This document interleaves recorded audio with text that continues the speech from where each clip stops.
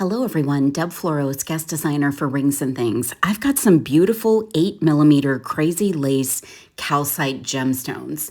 They're a divine color of green, and we're gonna make a goddess style bracelet. I haven't made one of these in a really long time, so I'm using some 8mm jump rings in antique brass.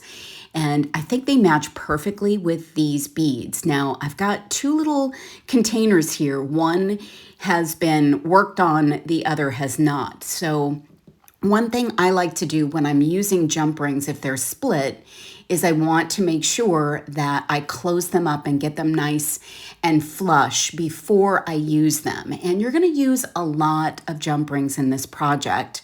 So I spend some time getting them all prepared and not mix them up. So I've got my ones that need to be closed on the left and the ones that have been closed on the right. And you just need to get them nice and flush, listen for that click, and then you can get started on your project. I'm using 19 strand beading wire, and this works great for this project, but you can also use any other kind of cording, a very thin leather, as long as the beads will go through it. You can use some waxed linen, that kind of thing. So I'm using the beading wire this particular time. And I'm going to take half of my toggle that I'm going to use for the project and string it on. And then I'm going to put a crimp tube on. And what you want to do is have two distinct strands of cord or wire. So I'm going to leave my toggle end enough room to wiggle around, and I'm going to crimp that on. So just want to get that part of the crimp secured, and then we're going to work with both pieces of our beading wire. So the first step is going to be to put on one of our beads at the end of the bracelet, and that one goes on to both pieces, so both sides. Then we're going to introduce 3 jump rings, and the 3 jump rings are going to be in between each bead, but we're going to separate out that cord, and then we're going to start with putting a bead on one cord or one side of our wire, and then go back and put our jump rings onto both. And you're going to alternate that throughout the entire bracelet. You'll put a bead onto one side, put the jump rings on, and then put a bead on the other side and put the jump rings on both. And you're just going to alternate back and forth.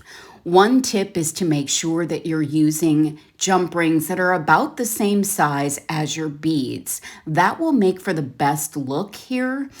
If you're using smaller jump rings, they're going to stack up a little bit differently and probably not give you this sort of wavy effect that you'll get with the beads. So I'm splitting the cord there, putting another bead on, and I absolutely love how this is shaping up. All of the color in those beads blend so nicely with those antique brass jump rings. And this particular product comes with quite a bit of those jump rings for you to work with, so it's perfect for a project like this. So you're going to continue on with your pattern. And you'll want to make sure that you think about the length of your bracelet as you go. So you'll probably want to know about how big you need your bracelet, and you'll need to make sure that you have enough wire or cord in advance before you cut it. So I had just shy of what I was comfortable with to work with at the ends, but it worked out just fine. So I'm putting a crimp tube at the other end. And by the way, I did string on one bead onto both cords to finish it, just like the beginning. Then you're going to put your 2 cords or your 2 pieces of wire down through that crimp tube and through your first bead. And you'll need to shimmy that a little bit to make sure everything is positioned nicely. And you also want to make sure that the loop has enough room for your toggle to shimmy around a little bit as well. So I'm crimping that up, and then I'm going to go ahead and cut off my excess. Oh my gosh, I love this combination. The goddess bracelet has been around a long time.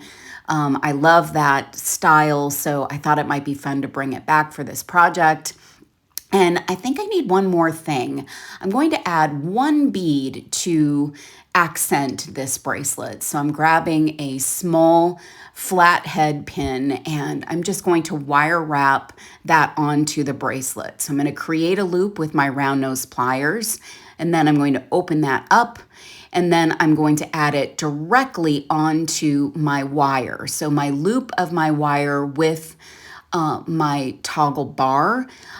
You might want to put this on with your round section of the toggle. It makes it a little bit easier. I'm trimming off my excess wire. Now I have a cute little dangle that matches. This is so much fun. I love how this came out. You can find everything to make this fun goddess style bracelet at ringsandthings.com. Thanks for watching.